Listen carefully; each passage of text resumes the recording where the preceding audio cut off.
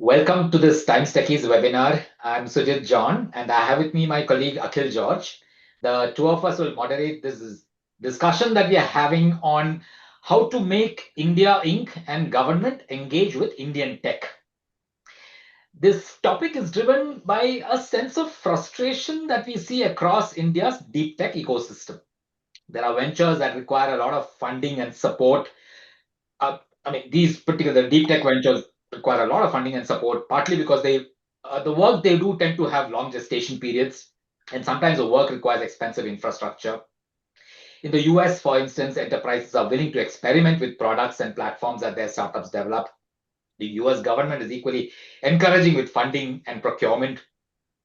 India has a wealth of tech talent, many of who are trying to build deep tech ventures, but many of them tell us they receive almost no support from Indian enterprise, insufficient support from government, and eventually look to the US for markets and support.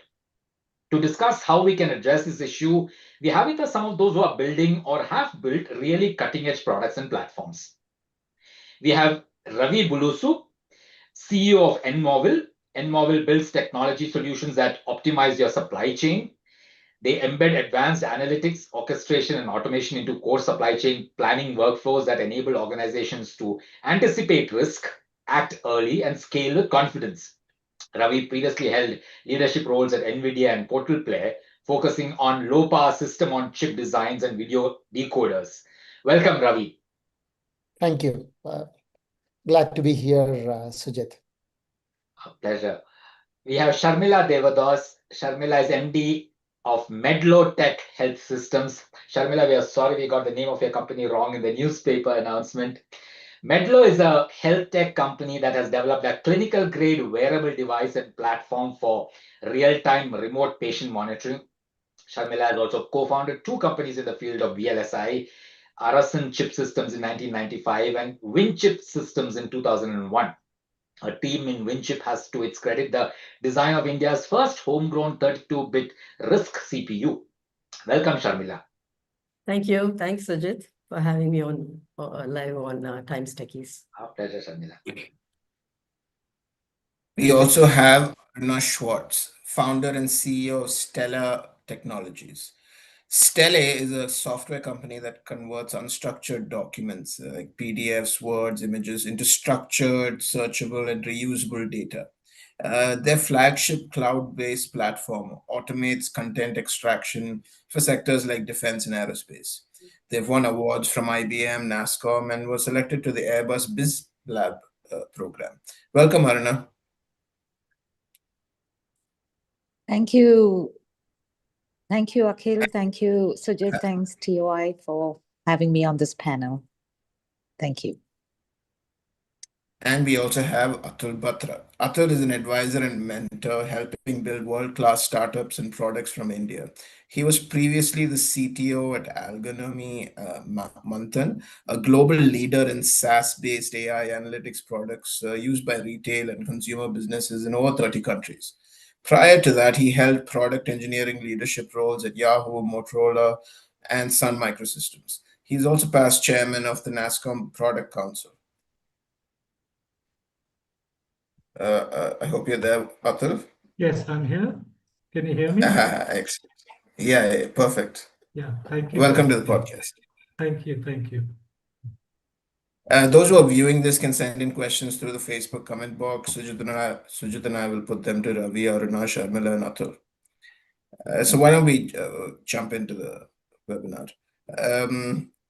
India produces exceptional tech talent and startups, but is India a strong domestic market for these technologies and products? Where are we succeeding and where are we falling short?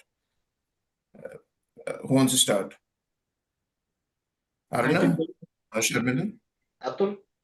Okay. I can only speak from my experience in building an enterprise software company.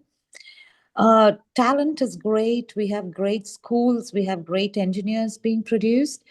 But for an enterprise software product, it's not just, as we all know, software is not just technology. There is underlying technology. You can write, anything from AI to ML to NLP to to COBOL. That's not the problem. The problem is identifying a strong pain point which enterprises will pay for.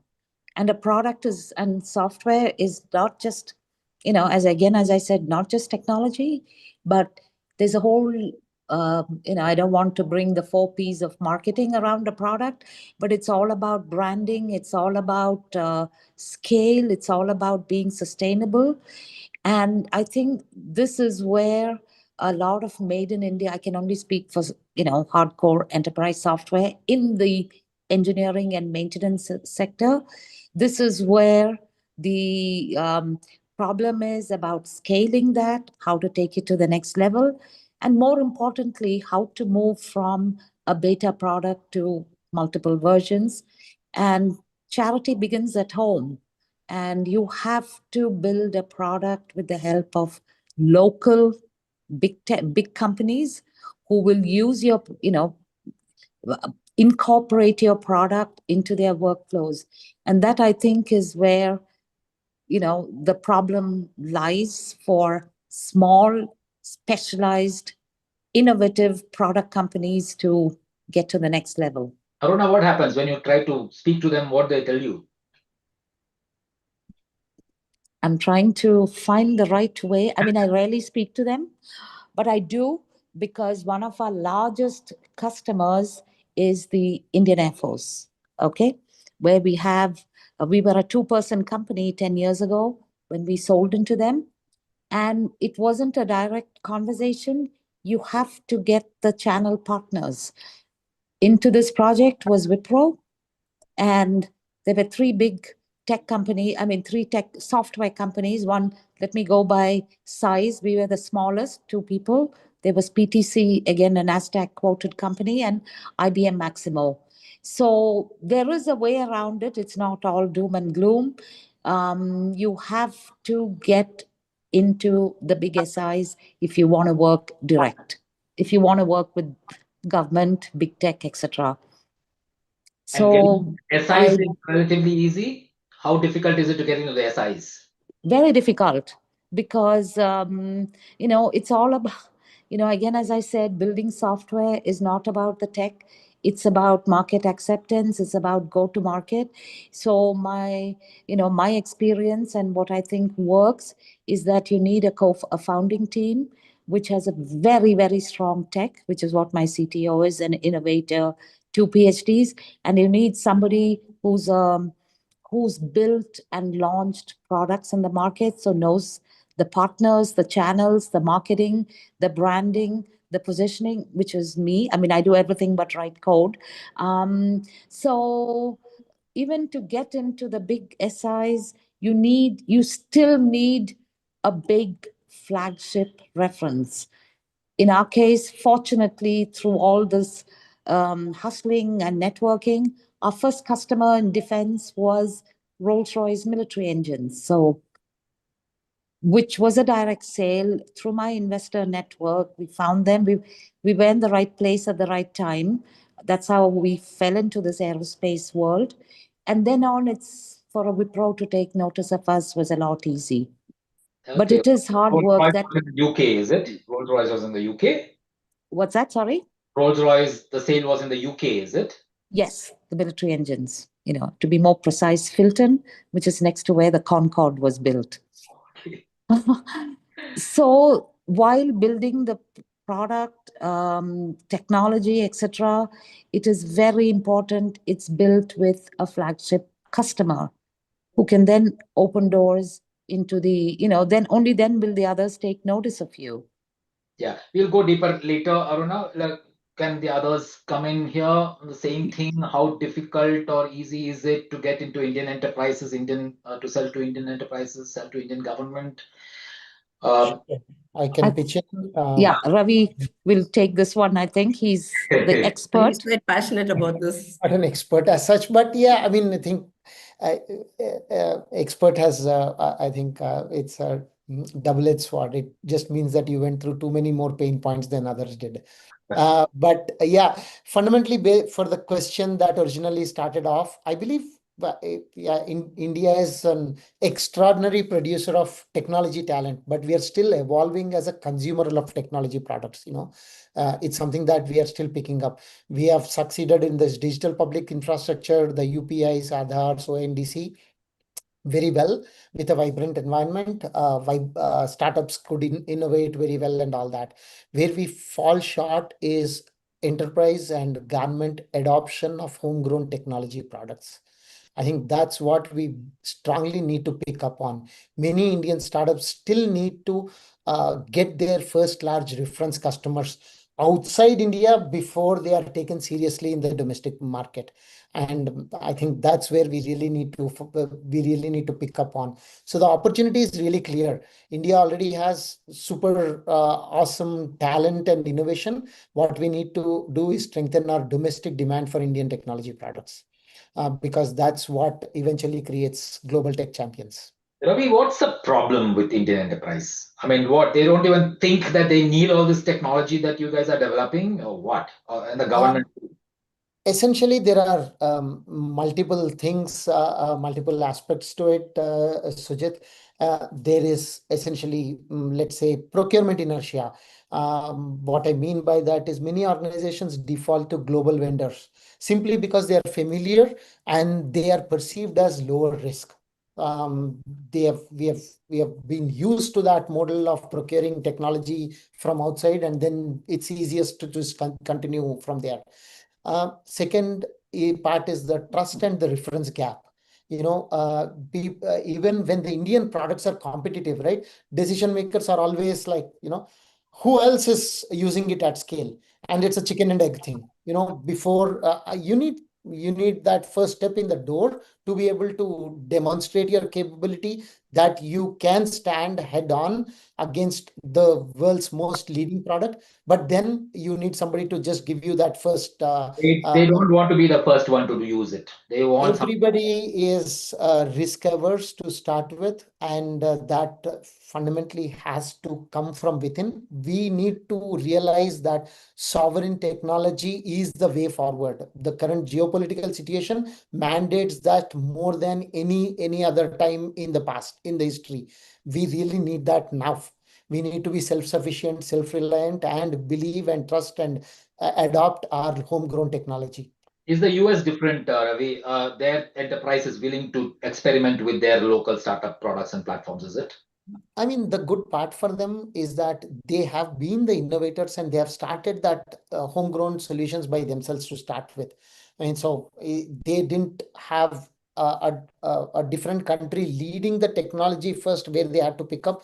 US was doing it by themselves, so they are used to it. It has been in their DNA for like 50 years now. I mean, at some point, California was 10 years ahead of US, and US was 10 years ahead of rest of the world. So they just had to look inwards to do it.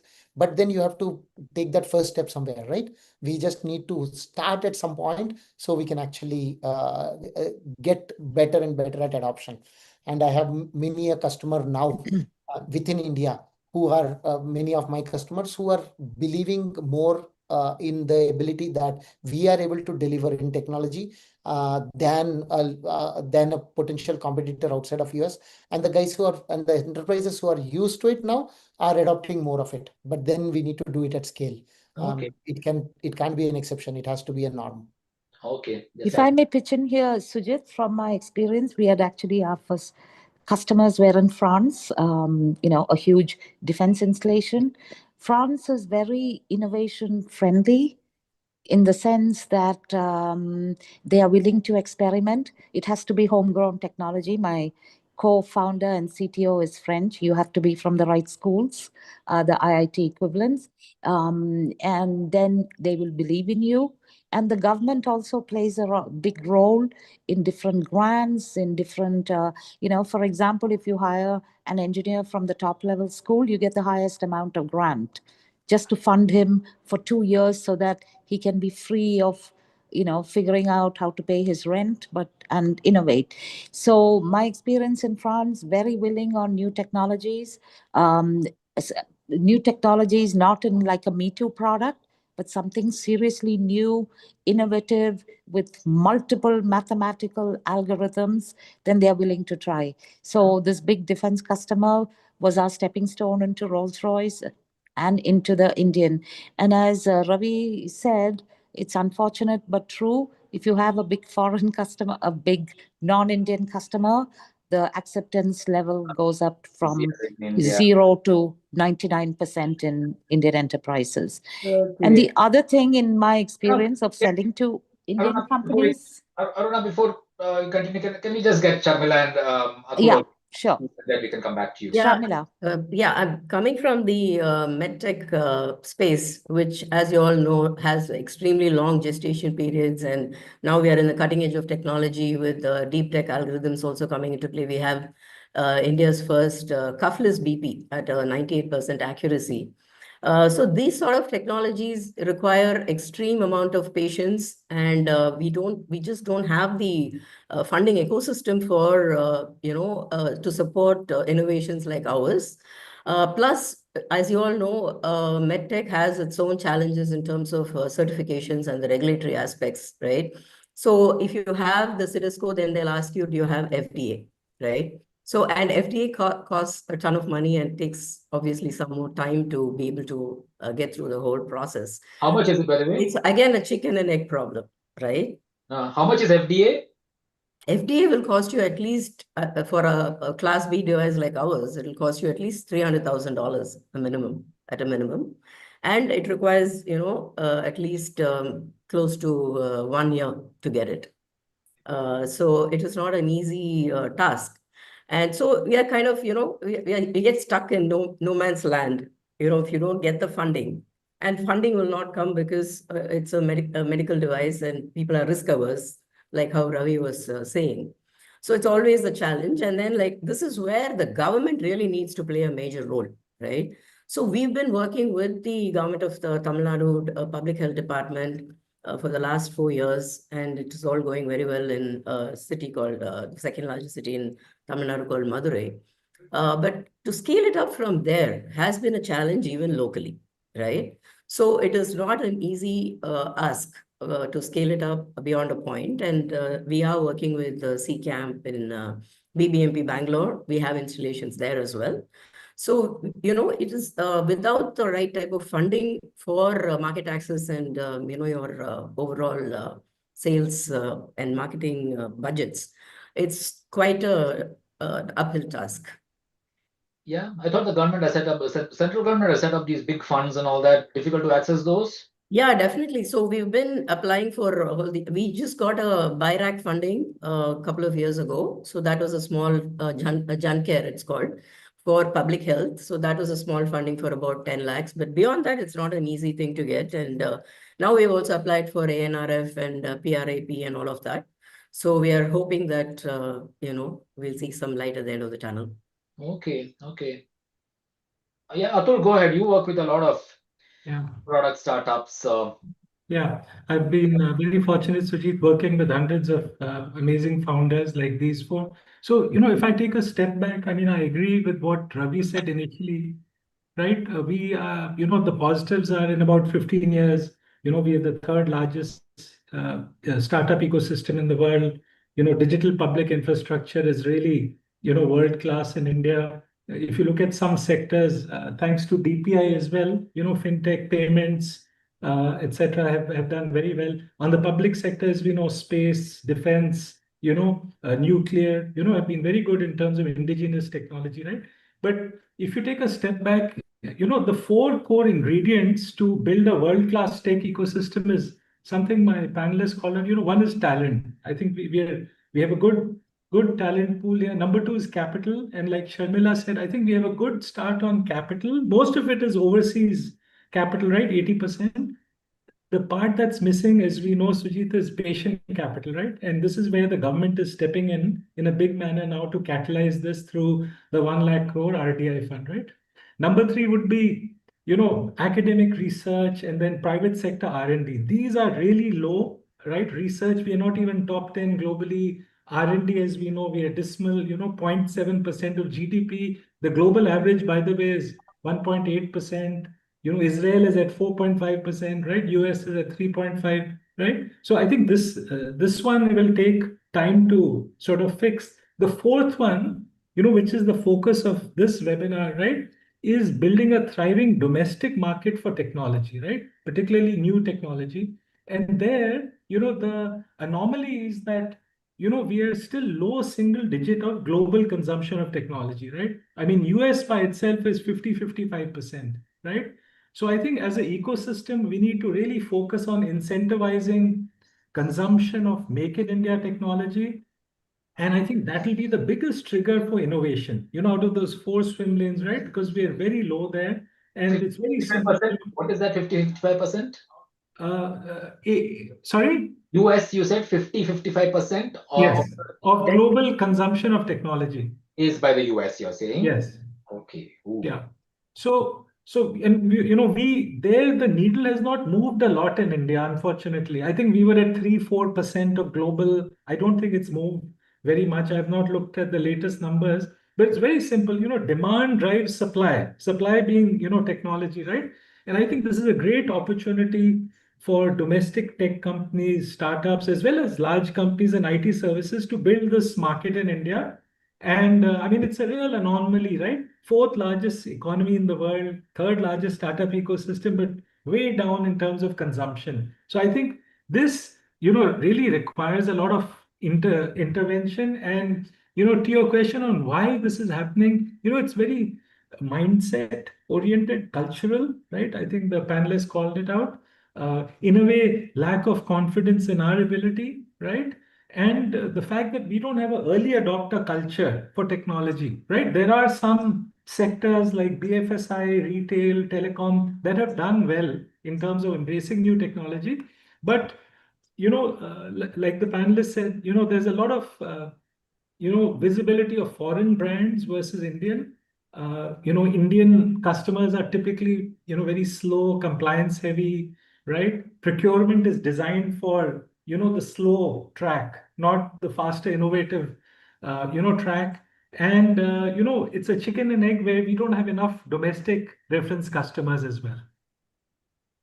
Which you said BFSI, retail, telecom have been, and BFSI we've been hearing for some time as banks seem to be adopting, but are they willing to adopt local technology, or do they typically go to the global ones? They are open. I think some of the, the large banks have done a decent job of working on programs to work with startups, right? It could be incubator, it could be a quasi R&D lab. I think they do give an opportunity to startups. I mean, the largest bank in India, SBI, I know for a fact because I've interacted with them somewhat. They're very open to looking at, technology, although they have a very large technology, workforce in-house as well, right? But I think they're open, but these are more exceptions. Yeah, exceptions, is it?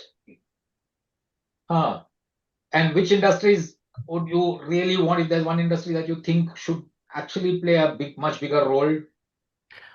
See, I think like the panelists said, the trigger for this can be the government, Sujit. Government. And Okay. that's what happened in the US, right? If you look at the 50s, 60s, DARPA, the defense agency in US, we like to say DARPA birthed Silicon Valley. Of course, there is, Stanford and all already in place, but, they drove the innovation where a lot of the innovations, semiconductor, the early versions of AI and all came out of DARPA, a lot of the technologies that became mainstream, right? So I think the government, and this is back to tech sovereignty, what's happening globally in terms of geopolitics. I think it's very critical. India builds a very strong sovereign tech capability, especially for foundational technology. I mean, if we look at AI now, I mean, we like to say the one who controls AI controls the world, right? We are seeing that every day. AI tools are being used for, everything, including warfare. So I think, from silicon to software, right, to, foundational models to GPUs, etc. I think India really needs to build this. And the key thing back to our focus here is until you build consumption, you will not be able to nurture that technology. You have to build consumption. Okay. Akhil, Sharmila, when you have a device that you can show people, is it viable to go directly to hospitals in your case and make a case to them that they should back you, like even before you have the device, sort of like a be like a captive customer? I've seen this in a few cases where a Bolt, for example, had a partnership with a chip company in India to, so the chip company agreed to make specifically for them a chip that they could put in their products. But it's and they hadn't even made the product before. So is that something that we can do in India? That's kind of hard. So we do have a medical background. Like, my family runs a hospital, and my dad is a nationally known orthopedic surgeon. So this venture was started 10 years ago in the space of remote patient monitoring. So today it's a buzzword, for the last, since COVID, it's kind of a buzzword. But we had the solutions for both preventive care and for curative care way back in, 2017, 16, 17. At that time, hospitals, as you know, are always like, tech averse, like it's always slow to adopt technology. Only post-COVID, the whole digital transformation sort of started coming in. And so by then, our product has been in the market, and we've had some good success in the occupational health space as well as with the government. So approaching hospitals was not particularly an option for us at that time. but your products would typically be much cheaper than what they could procure from overseas. Would they? Oh yeah, definitely. But only thing, because it's a connected care model, and then they would have to change their workflow. The hospitals are extremely comfortable with their current patient care workflow, and it's very difficult for them to change it, disruptively. So that is one challenge that we face in the private sector. But public sector, it has got like really good traction, and they see the value for population screening and analytics and care delivery, personalized care delivery, from the government level. So that becomes very powerful compared to the private sector. But of course, there also now there is a lot of there are a lot of hospitals which are interested in being able to provide care delivery from the hospital to home, in a seamless manner. So that market is slowly, I would say that, the product market fit is beginning to happen. So you're saying it's faster in government hospitals, is it? Sorry? It's faster in government hospitals, this decision With is? the Department of Public Health. Department of Public Health for mass For mass screening, for your non-communicable diseases, which is, today the most important problem for India, right? It's a $5.8 trillion problem. So they are looking to see how they can bring it under control and reduce the mortality due to that by 1/3 by 2030. That's the SDG goal. And is that a good remunerative market for you? Yeah, it's been a pretty remunerative market. We've started making some money. So the main thing is the scale there as well, right? So from pilot to large scale adoption is always a very slow process. And that is where we would require the government support, So the scaling from pilot to large scale adoption. Scale adoption. That is a huge gap, So if that could be solved, I think most of the innovation companies would do really well. Okay. Aruna, you were saying something do you want to add to some point that you were making, Aruna? Yes, this was about Indian customer, adoption. So just to add on to what Ravi said, one of the things the Indian corporate buyer or the CIO thinks is that if it's an India-made product, it has to be cheap. I mean, not even cheaper, but low level cheap, dirt cheap. Okay. Really? Because I remember, I wouldn't name the mining company. They asked us when we'd said our product was license was $50,000. They wanted to know if we could give it for 5,000 rupees because they get two interns and build it. So that perception absolutely needs to change. But there are ways around it, like we did, like working with and the other big again, the perception and the stumbling block for innovative startups to work with these corporates is they think anything can be built. You don't need software. What Siemens and Dassault and PTC, that they wouldn't compare, but anything around them, features, even though you have a very specialized product, they think it has to be built cheaper. So a way around is to associate with these big brands, sell with them. That's why I said you need the big SIs to bring you into the corporates, because we might say we need to be in India Inc. needs to buy, but it's going to take a while and to change the perception and associating yourself with the big SIs, the big five, plus a big brand with the, what shall I say, blessing at top level with a paid pilot is a right recipe for success, or even to get a foot in the door, forget success.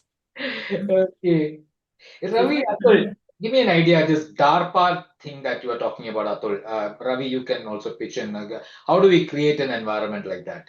This Yeah. 1 lakh crore funding, etc. That's not enough, is it? Yeah. Or that has to be done very much in a very different way. Right.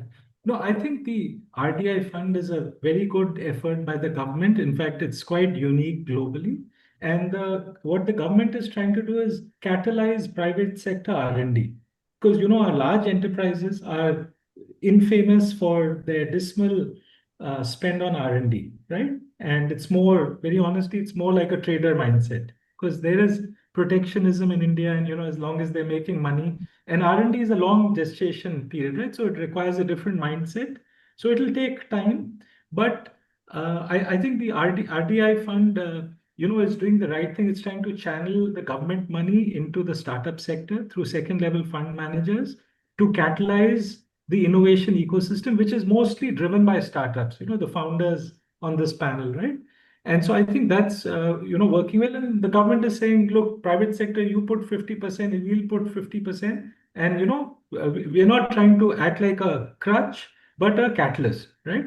So I think coming to the public sector, this is where the DARPA example, or the South Korea example, or the Israel example, where the government has really jump-started and bootstrapped these high innovation ecosystems, right? By putting in, of course, a lot of patient capital, but so we have good programs, AI mission, quantum mission, national quantum mission. I think they're all very good starts. I think what a lot of these programs and these funds need to do is close the loop, Sujit, and bring in consumption also, not just capital. So we need patient capital, large checks, and long term. And Jeff Bezos has famously said that the reason why US is so ahead of the rest of the world is that you can do a 40 million seed round in a startup that has 20% chance of success. And he said that is 8 out of 10 points why US is what it is versus the world. It's very hard for other countries to have this kind of risk capital system. So that's one. But my point is, in all these government programs and initiatives, the loop needs to be closed around consumption. Consumption. So how do you do that, Atul? Yeah. I mean, what do you want the So, government to change? yeah. So I think, there are a number of things that can be done, but in terms of consumption, it needs to be structured programs where, there's hand holding for POCs, a long rope is given to going to pilots, to going to scalable deployment, etc. Right? There can't be instant gratification, access to labs, testing, mentorship, if you're going to be working in defense, and the defense sector in India is still ahead. They have programs, right? IDEX, etc. But and not to criticize them, but a 1 crore grand challenge won't get you that innovation that Jeff Bezos is talking about, right? If you're going to be building all this next generation systems, right, that are very, very expensive to build, right, and highly R&D intensive. So I think you need different swim lanes for some of these foundational technologies. You need to write larger checks. You need to support them all the way and make sure you consume them while allowing the startup to retain its independence, as a private entity, right? Unless the government is strategically going to own that, right? Which happens in the PSU world. So I think some If of I may this, add here, if you yeah, don't, Yeah. um, Go ahead, Ravi. if I may add here, I think Atul covered one major point, which is about making sure that there is patient capital and helping startups innovate. One of the key things I believe that if you looked at the governments that have successfully led a lot of innovation, be it Israel, South Korea, US, right? I think one of the things we should realize is governments play an extremely important role as early adopters of innovation. They can be a major customer. I mean, in a fund, startups is one part. Eventually, every startup success is measured by how it's scaled and grown, which means how much business it has gotten, right? Help take that up. I mean, there is no reason why a government could not be a adopter of my application. I mean, remember, I think recently one of the bigger reasons this whole discussion has started off was when it made a big difference when Ashwini Vaishnav in his post recently, a couple of months ago, said, government is going to adopt Zoho. I mean, why can't government adopt Medlotech? Why can't they adopt Stellage Technologies? And why can't they adopt Onmobile? And we are established, we are good, we are strong. There is no reason why they cannot pick us up for their supply chain planning, medical solutions, or at scale deployment of defense technologies, right? That gives significant validation and growth internally within ourselves. I mean, that's one part that the government can do. Second part is figuring out how they can incentivize major corporates adoption of homegrown technologies. I, I'm just throwing an idea out here, right? I mean, if government says, guys, any corporate that adopts Indian solution at similar scale, if that Indian solution is at a similar scale or has a similar capability as a global solution, you guys adopt. I will incentivize you. You pay 70%. I take 30%. I mean, that's a much better way of utilizing the funds, wherein you're producing the demand and the consumption, and it's a part of investment. It's an investment scheme. Consider that as an investment scheme, which is investing it into its own technologies, where the consumer is Indian, producer is Indian, and then it's the best feed of your own funds to your own homegrown technologies, You mean right? that 1 lakh crore part of that could be in this form instead of Why to not? you're saying? You can give money. I'm not saying you preclude that ability to fund the startups, but give business to startups. That's much better than just giving money just by itself. You can still do that. Deep tech companies, like Atul said, need patient capital. You need to invest for 5 years, 6 years, 10 years before you start seeing this. But many other guys also can scale up by business revenue from government itself, or government enabled incentives coming through corporate customers. yeah. Sujit, I one thing. want to pick up on that, Sujit, what Ravi just said. In the defense sector, in the maintenance sector, which is what we play in, we have one of the largest references. We didn't go direct. One of the things, I know money is important, but I think even more important than money is the customer reference. What the government actively can do, what the defense, and I love working with them. They are the most amazing customers. They are pragmatic, etc. Once your technology is tried and tested, what they could do but there is a procurement process. There is the tender. There's all of that. But while they have referenced indirectly, directly, based on a feature list, some of the big, tech players in the market, they could reference a company like ours, which is an essential part of that maintenance value chain by name. I mean, that means every tender that shows up will have our product name in there. So all the SIs will have to bid with it. That is a very, very and I'm not asking for favors. I don't want to go crying and say, please take us, we're a startup. But we have proved our mettle amongst the big boys, okay, big people, big boys normally. And these big boys are our tech partners. So You're saying just that name the little company. fillip from the government, to kind of endorse that this is a great product by name. Only That, on merit. yeah, We're not asking for favors. that might get media also too. We have been also been accused of, even just the other day, I was at the NASCOM Technology Forum, and one of those AI companies was saying, hey, we have as good a competitive product as anybody else in the world, but Indian media doesn't write about it, etc., etc. But in the US, it would have been different. Maybe if the government were to also endorse it, the Indian media would be more proactive in kind of promoting some of these. I thought you were saying something. Yeah, I guess it requires okay, go ahead. Go ahead, Sharmila. Go ahead. Yeah, I guess it requires a total shift in the mindset culturally as well as in a commercial angle. It requires a total shift in the mindset for the government and India Inc. So that like they are able to leverage the best of R&D, IP, as well as the innovations that are coming out of it.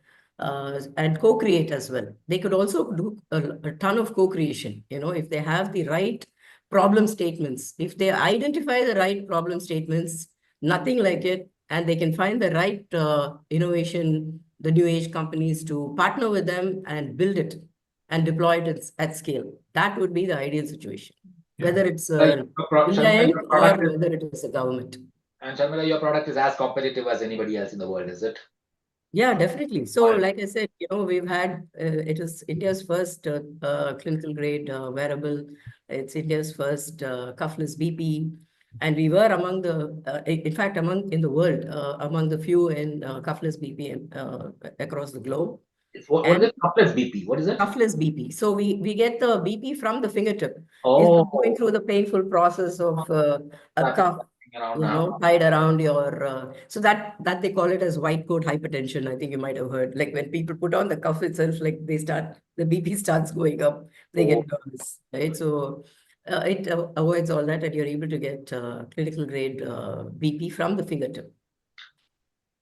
Sorry, Atul, you were saying. Yeah, no problem. So, Sujit, I want to create two buckets. See, the first bucket is, like the panelists said, Indian government needs to become an early adopter of Make in India tech, including deep tech. And this is where, this is the perfect timing because tech sovereignty is very critical, especially around foundational technology, not just applications. We are good at building applications. So if you look at, AI, to AGI, where people are, the San Francisco consensus is AGI is a few years out.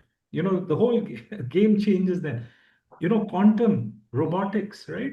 So I think the government needs to become a mass early adopter because, the countries that will be most powerful will be the ones that control the foundations of these set of technologies, right? So what the government needs to do is, to your earlier question, is provide procurement preferences, for these very innovative startups, and that give extra weight to compliant products, security, privacy, data residency, the new data residency laws and so on, right?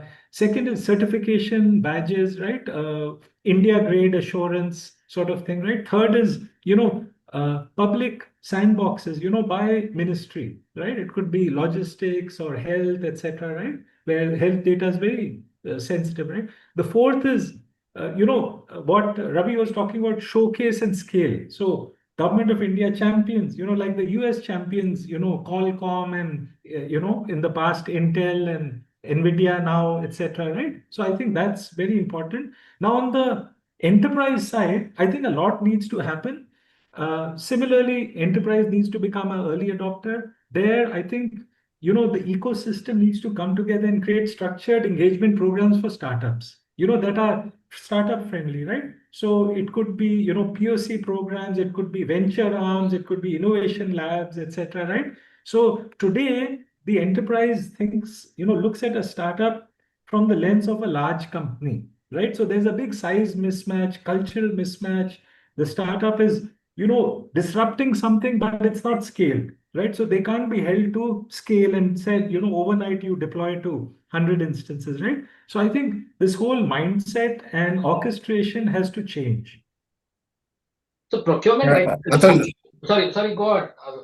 Okay, yeah. no, I was just going to ask Atul. what can these innovative startups in India themselves do? For example, should they go to more?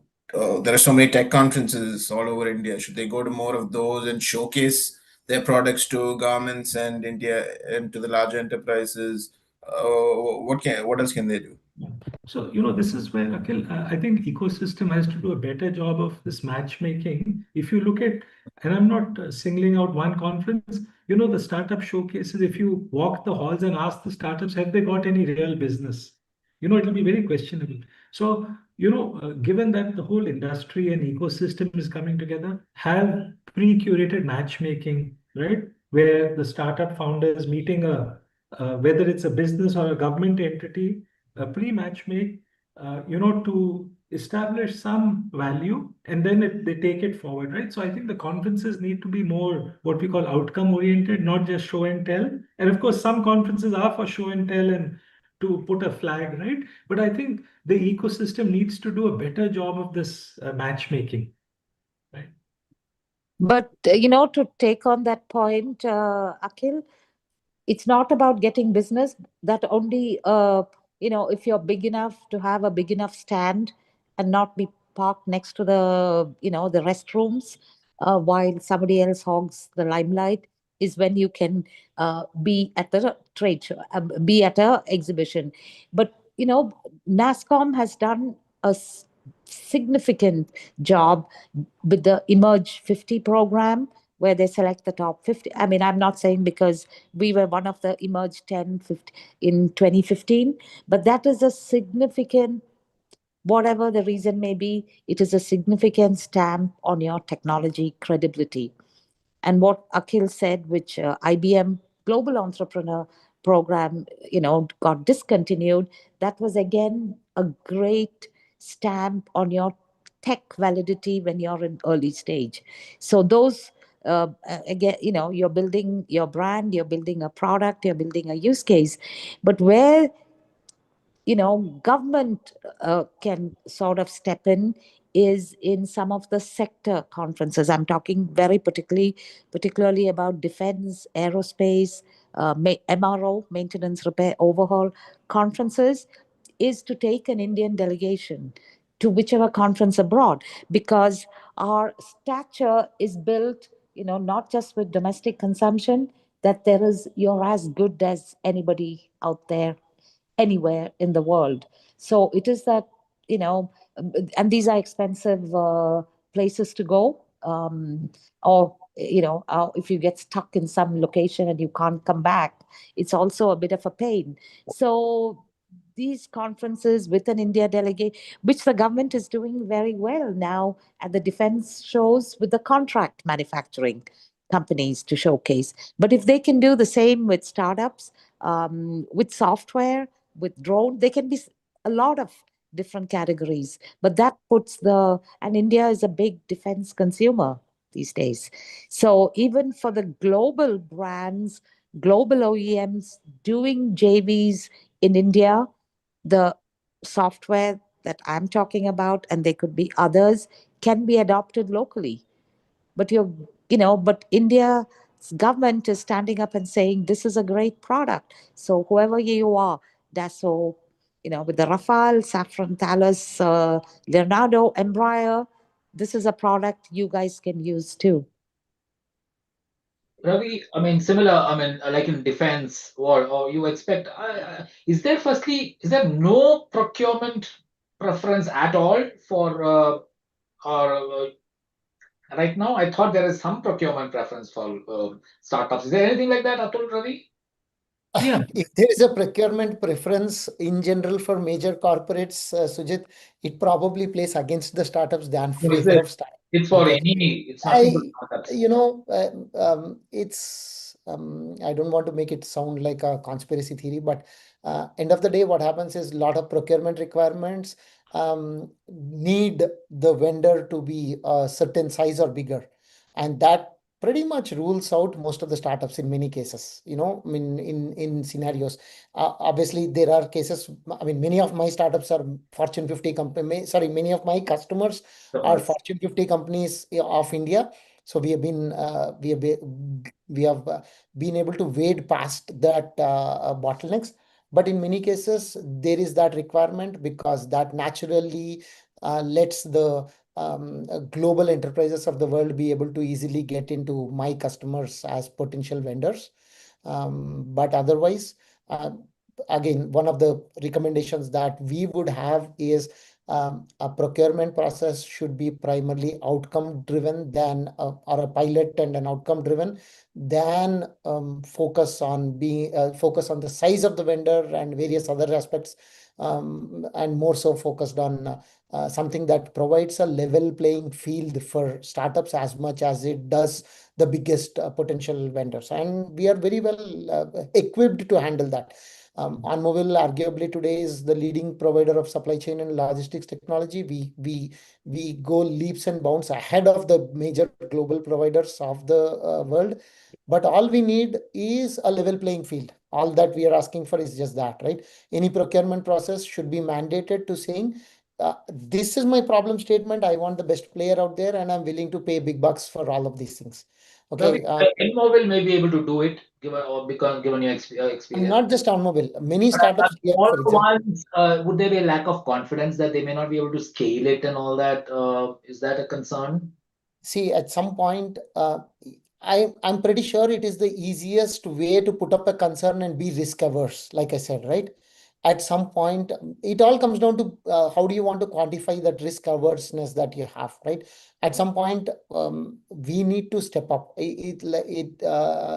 as in the corporate India Inc. has to step up and say, this is where I am able to take it up. And frankly, honestly speaking, Sujit, the best way to be risk averse is start with this software domain. Because let us say India Inc. says, biggest corporate says, I take this startup software, it's amazing, right? Let's say OnMobile software is amazing. What's the worst that could happen? Tomorrow, OnMobile will struggle to support.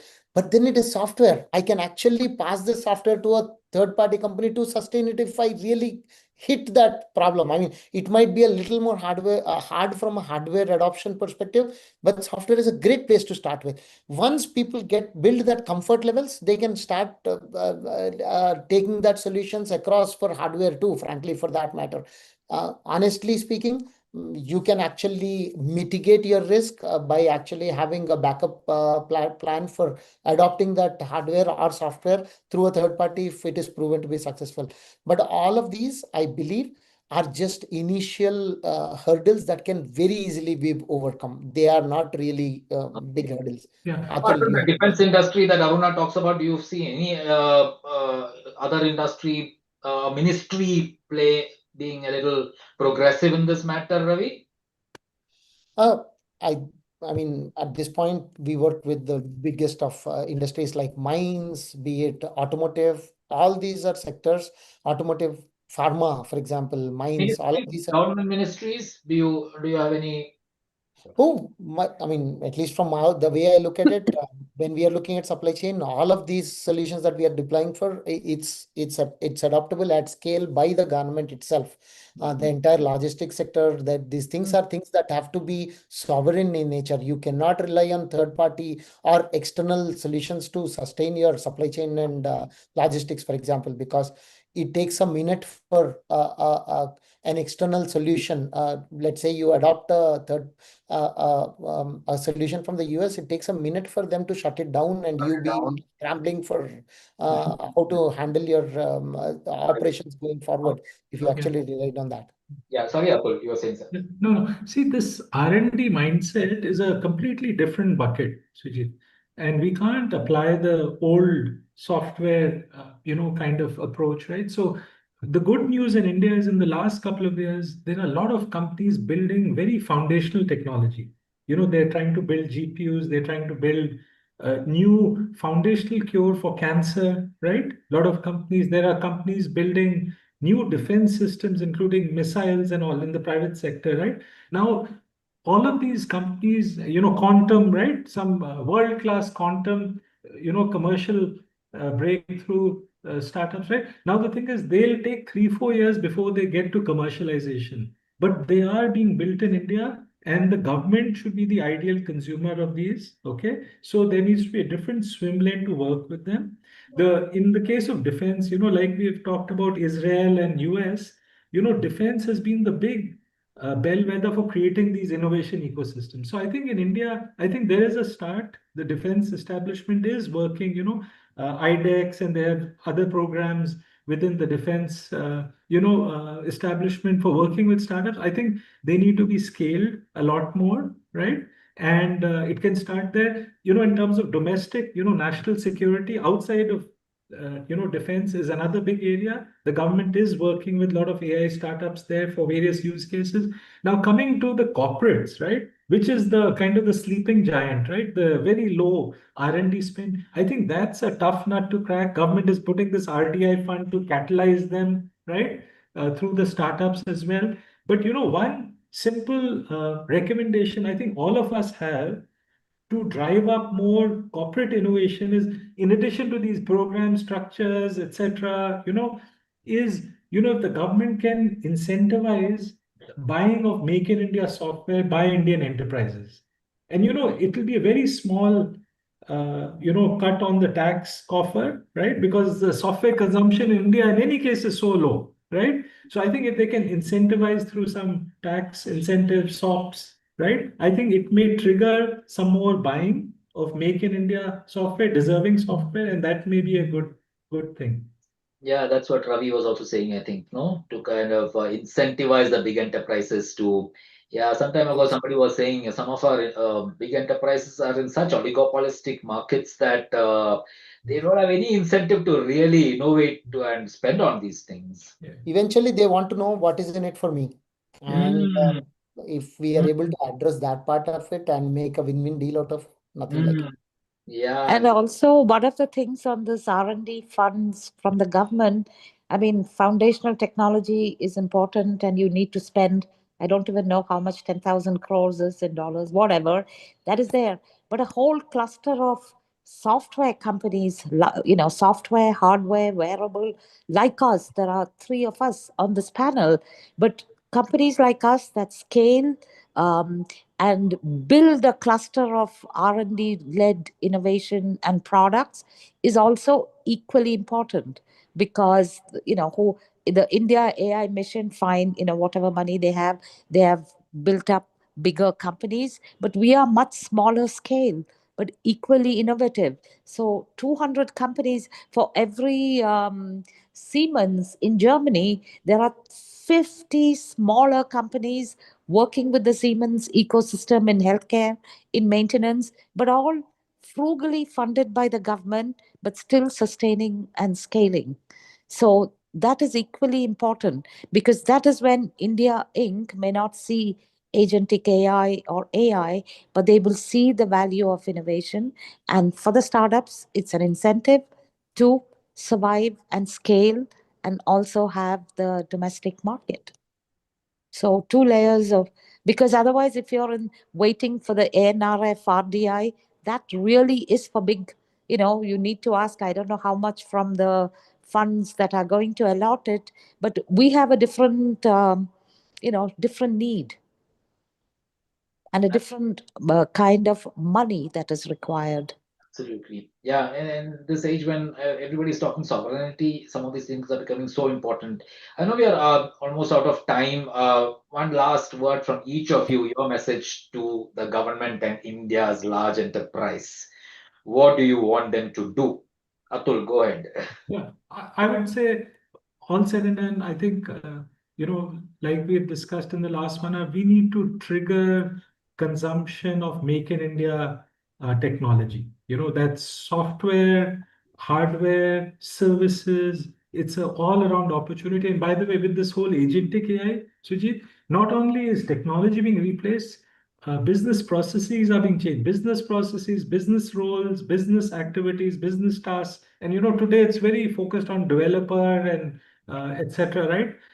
It's going to now come down to, so there's a big transformation. That's the opportunity for India. So we need to really make sure we do our best to incentivize consumption of domestic technology, whether it's deep tech or any other type of tech, by both public sector and private sector.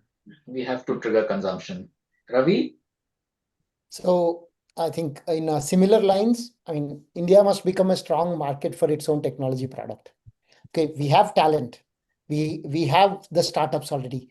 We already have world-class engineers here. Okay, what we need is domestic institutions, government and enterprises to trust, evaluate, and adopt Indian innovation on merit. Okay, when this happens, two things will happen naturally. Indian startups will scale faster, and those companies will go on to become global technology champions. In a very short line, Sujit, trust Indian innovation, give it fair opportunity, let excellence win. Trust That's what. the innovation, give it a fair opportunity. Sharmila?